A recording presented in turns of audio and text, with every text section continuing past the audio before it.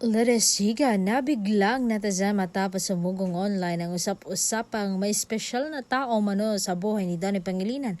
Marami ang na-curious matapos kumalat ang balitang siya pala ang girlfriend umano ng aktor, kaya agad itong naging trending topic sa social media. Dahil dito bumaha agad ng reactions at espekulasyon mula sa netizens at fans na gustong malaman ang buong kwento. And may ilang supporters naman ang nagsabing masaya sila kung totoo man ang balita, dahil deserve umano ni Donnie ang maging masaya sa kanyang personal na buhay. Habang ang iba naman hanga sa pagiging pribado at tahimik ng aktor pagdating sa usaping pag-ibig. Sa kabila ng mga haka-haka online, marami pa rin naghihintay ng kumpirmasyon at mas malinaw na detalye tungkol sa isyong ito.